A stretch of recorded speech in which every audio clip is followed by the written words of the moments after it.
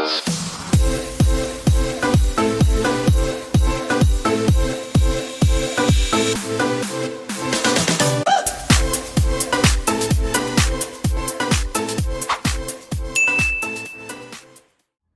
hey guys, welcome back everybody to my YouTube channel. If you saw my first video, my introductory video, then you know who I am and you know what this channel is all about. If this is your first video, you're just seeing my face for the first time on YouTube, then I'm David Uwak and I'm an aspiring footballer who hopes to be a student athlete in college. So down to the business for today. I'm here to actually tell you guys my outline or my plan on actually going pro. You know, it's one thing to have a dream and it's another thing to actually act on it and make it happen, because you can't just sit around in your house waiting for somebody to come and call you to play football or something. No, it doesn't work like that. So this is actually my outline. I'll first start by listing out the 3 popular routes that I know, at least for players that have become pro. So the first route and the most popular one is the academy route. Over 80% of professional footballers actually go through this route, and it's the most trusted and most efficient and most popular one for the sole reason of they join from a young age and basically grow up being taught how to play football. Like, that's it. They grow up in the system. So by the time they are 18, 19, they are already tailored and taught how to do these things at, you know, a kind of high level, semi-pro level or something thereabouts, because they have grown up in that system. So by the time they want to go pro finally, when they do decide to, it's way easier for them because they have been taught these things for a very, very long time. It's very popular in the UK and in Europe. You know, talk about Cobham, talk about La Masia, Benfica Boys, Haaland, even the Real Madrid academies. So many of them. The list just goes on and on and on and on. The second route is the route of the players that don't play academy football. Yes, they don't play academy football at whatsoever level or whatsoever age. They just join amateur teams or they join teams that are in lower divisions most of the time. You know, the likes of JJ Okocha, have the likes of DJ Drogba, Miroslav Klose, Jamie Vardy, Luca Toni. See, there are a lot though, and they are big names too. So that just goes to show you that you can't make it pro without actually going to an academy. You can do it, but it's very rare. The reason why it's rare is there are loads of players playing football on the streets or trying to get into amateur clubs or playing Sunday league games. Just, I don't know, 2%, 1% actually get to make it pro. And that's, well, it might not just be down to talent. Most times it's not just down to talent, but also for the level of dedication, for the level of hard work, the level of fitness, health-wise, diets. Like, it's actually very difficult to maintain all these things at the level of professional footballers. That's why the academies have an upper hand most times. From age, wherever you join them, you're already going in the tailored diet, you're already attending the tailored training sessions, you know, being trained for your position to the best of your abilities and your talent. So you're tailored in the line of being a pro footballer. So with that being said, it does happen, yes, but it is much more rare. The third route, and that's the route that I want to take. You know, this thing is a personal thing. Different things work for different people. So some people might go through academies, some people might not, some people might use this third one. It actually just boils down to you and whatever you want to do. The same thing doesn't go for all players. In fact, the same thing doesn't go for most players, truth be told. Even the guys that go to academies, sometimes they leave the clubs where they started at and they go on trials at other teams. Chelsea rejected Mbappe, Arsenal rejected Harry Kane. It just goes to show that everybody will not do the same path. So this third route is the route of college football. Like, you enter a college or university, and as you're chasing your degree, you're also playing football. It's the most difficult one, yes, and it's the most, will I say tasking? Yes, I think so, because yeah, you have to, you know, get the degree, and at the same time, you have to keep your football at a high level to be able to get to where you're going to. But then it's the one that fits me the most because I still want to get my degree. I'm still very passionate about it. I really want to become a computer scientist, a programmer. So that's also there, and I'm committed to that. So this method would require extra hard work, extra organization, priorities. Sometimes you won't be able to go to parties, wherever.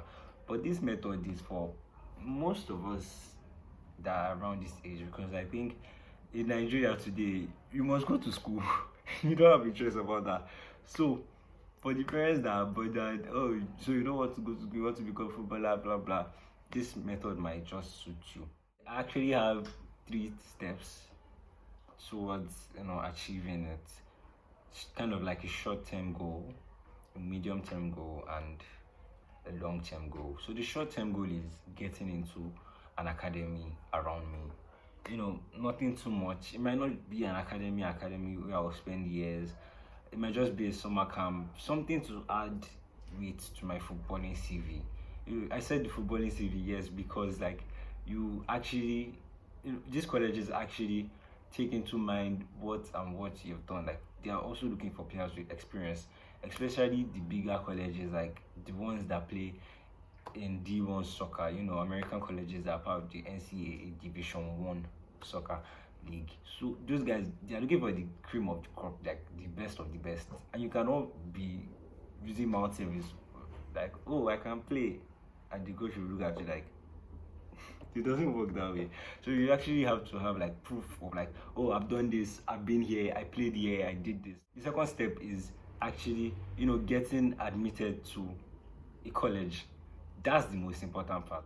Now you might be like, oh, that doesn't concern me, I'm a sports person, I'm a footballer. But no, actually it doesn't work like that. You have to be in the top positions, both academically and in your sports. So it's two things that must be balanced out, and that's where priorities come in. That's where dedication comes in. That's where discipline comes in. Because you can't be lacking in your class and excelling on the pitch, and you can't be lacking on the pitch and excelling in the class. The two of them have to be here. If not, they will kick you out. Because you cannot do basic 1+1.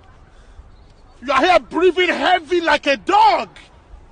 Even after getting into the team, you have to maintain your position there. Yes, there are going to be new guys and new players that are coming into the team. So you're not just going to be there as a mainstay. You have to actually know what you're doing and maintain your position. The last step might actually vary, but the last step is basically the part where it's a thing of networking, chance, grace, connections. It's a thing that's not 100% in your control, basically. So that is the part where you get scouted or you go on trials. Either one of the two can happen. Now, the fact that you are requesting for trials doesn't mean you're actually going to get into the teams. Sometimes when the coaches like a particular player that they see on trial, they might not necessarily have the resources or the space to include you in the team for the next season or for wherever. And there are so many things to this trials of a thing. Like there are visa issues, passport issues, traveling expenses, feeding, accommodation, because you're going to be going to different countries or different cities, whatever. You're not going to be there for free. You're not going to walk around, so those expenses actually come in, and you may be thinking, oh, it's not a lot, but it is actually a lot. I follow this guy on Instagram, DigoGTL, and he has been on the search for a new professional club to play for. He totaled his travel cost at $3,500. Yes, you heard me right, $3,500. $3,500 for one trial, one trip. So imagine going on 4 or 5 and you don't get accepted.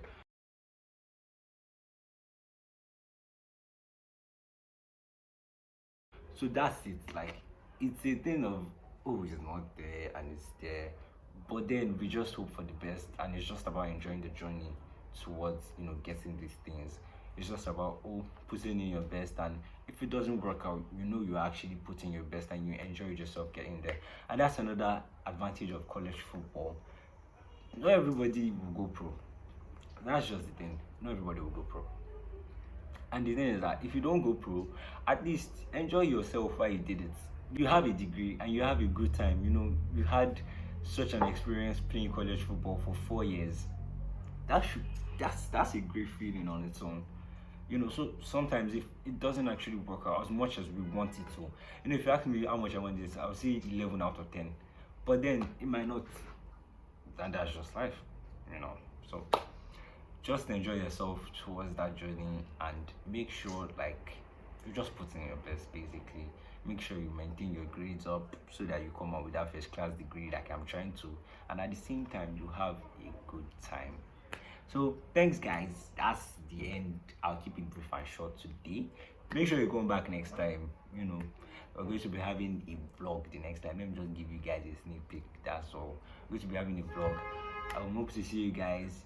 Make sure you keep sharing the links. Hit that subscribe button, that red attractive shiny button. Hit it, press it. Thank you.